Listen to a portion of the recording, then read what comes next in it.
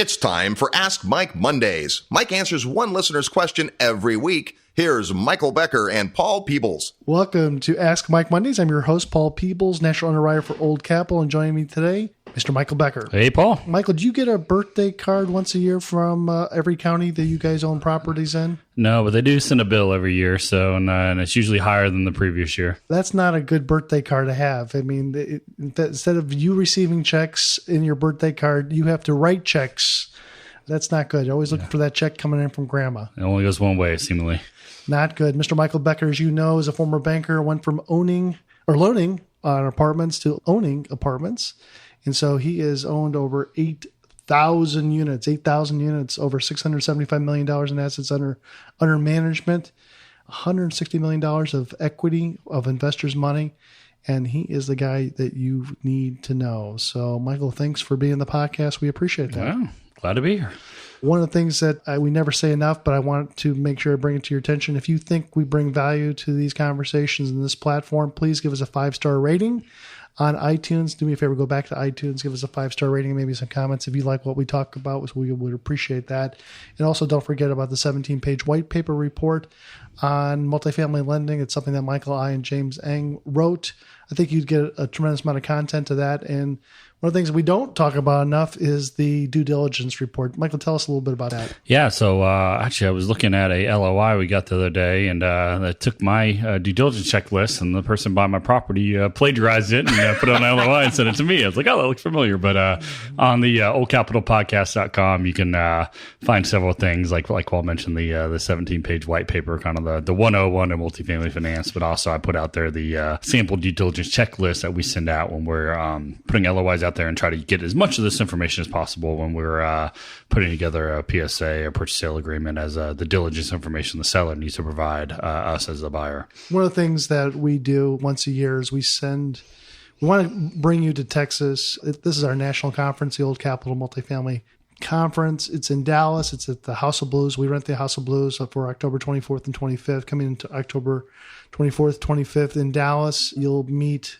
a lot of movers and shakers in the multifamily industry, whether they're syndicators, there are attorneys that put together your PPMs, or it's brokers that give you the inside skinny, not just in Dallas, but other areas of the country, kind of understand a little bit about more of what's going on. We'll have the chief economist for Fannie Mae there. You'll really enjoy what she speaks about. And we'll have Coach Lou Holtz. Coach Lou Holtz will be our keynote speaker. Again, he is the guy that's won a number of national championships in college football, but he's talking a little bit about doing the right thing. Do the right thing not only for your partnership, for your limited partners, for the building, for your investors or your bankers on the deal. Just do the right thing. So we look forward to listening to Coach Lou Holtz.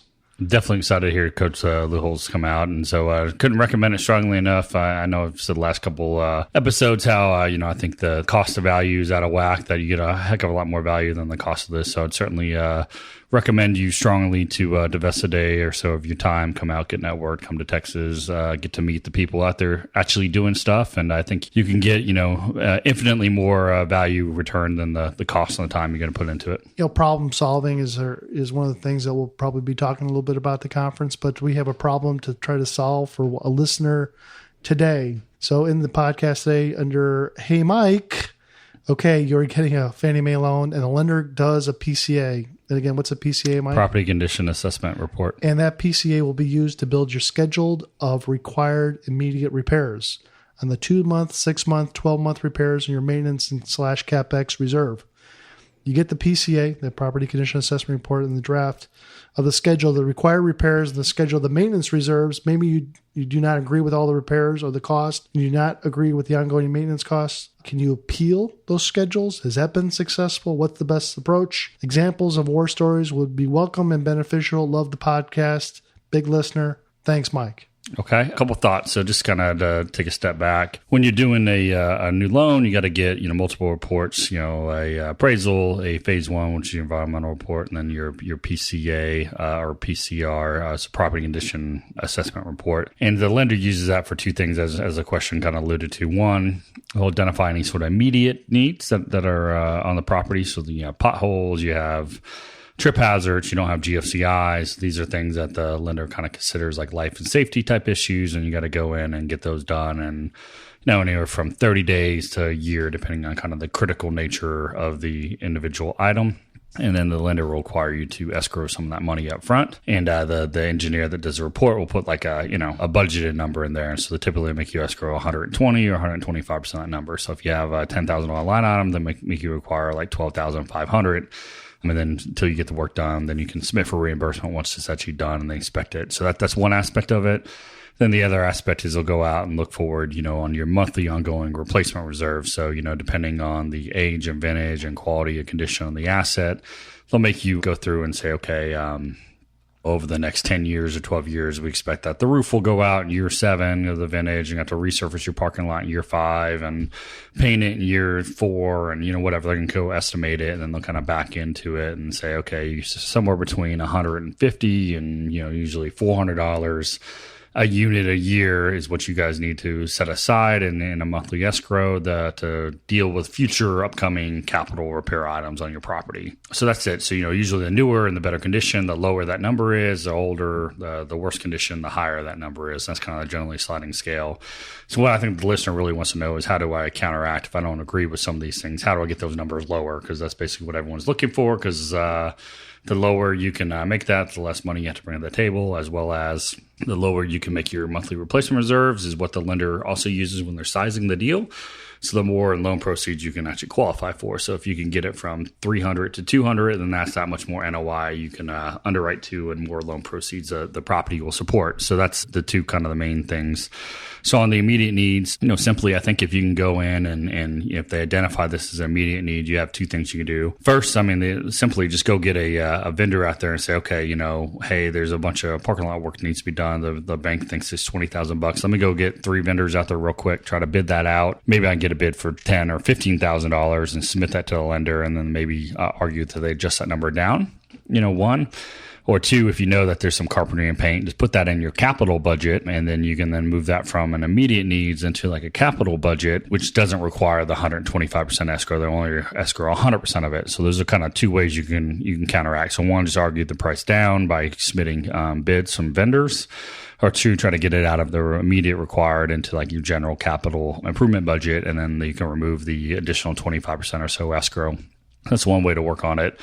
The same thing, too, is the replacement reserve schedule. We try to look for stuff that overlaps with our capital budget as well. So if I'm looking at a building that says, hey, in year 3, I need to go do carpentry and paint it, but my capital upfront budget, I have, a couple $100,000 in for carpentry and paint, I can go in and argue that, hey, this really shouldn't be in year 3. This should be, pushed out or removed completely, because within the first year of ownership, you're going to escrow money for me to go in and replace, paint it and replace a bunch of carpentry work or update the parking lot or whatever, and kind of move that either off or further down the schedule, which would then kind of reduce the formula, the amount that is actually required on an ongoing monthly basis. So that is certainly one way that you can go through and do it. Or if they say, hey, you need to replace 10 appliances a year, but you have a budget to do half of your units and upgrades, you can say, hey, really, we don't need a budget the first 2 or 3 years, any of these, because I'm already budgeting for that in my capital improvement budget, which you guys are going to escrow. So take these 20 or 30 appliance packages that you use in your formula, just remove them because it's allocated over here, and then I'll reduce the amount of money that you have to have on a ongoing monthly basis. Or if you really are tight on sizing, one of the things you can do is you can buy down your replacement reserves as well. So they have a formula that over that 10-year period, you need to have X amount and run through the escrow account.